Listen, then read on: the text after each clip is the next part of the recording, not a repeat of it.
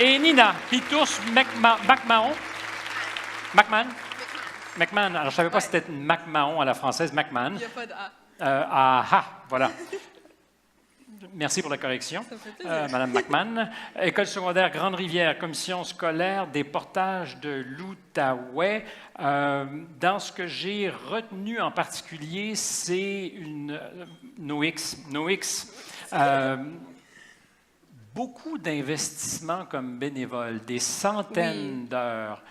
Donc, dans ton cas, l'école, c'est une chose, mais il faut en faire plus. Oui. Pourquoi plus? Parce que pour moi, c'était une façon d'apprécier les côtés de mon école qui faisaient que l'école marchait comme elle fonctionne maintenant. Est-ce à dire qu'elle fonctionne maintenant mieux? Oui.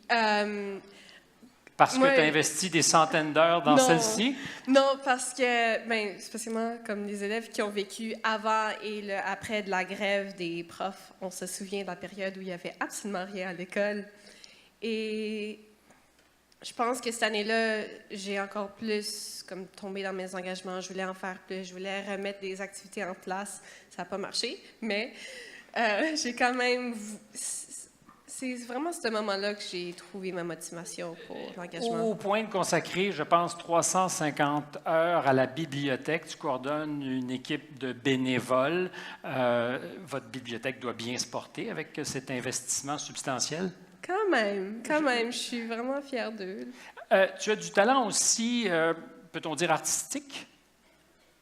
OK, oui. Oui.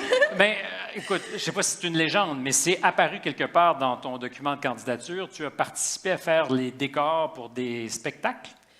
J'ai fait la technique pour les spectacles, mais oui, j'ai travaillé un peu sur un décor de théâtre. Un peu. Donc, beaucoup d'activités parascolaires. Oui. Et tu t'es intéressé, comme plusieurs de votre génération d'ailleurs, et c'est méritoire, aux meilleures pratiques de l'école en matière d'environnement. Vous faites du recyclage et vous avez d'ailleurs été, je crois, récompensé avec un arbre d'argent.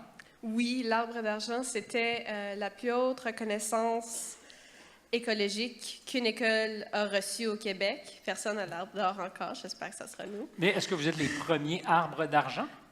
Ça, je suis pas sûre. Je pense que oui, mais je suis pas sûre. Et comment on fait pour avoir un arbre d'argent? Ça a rapport avec tout le système mis en place pour aider faire du recyclage, entre autres? C'est le recyclage, trier le recyclage, s'assurer que tout ce qui est là-dedans, c'est vraiment ce qui devrait être là.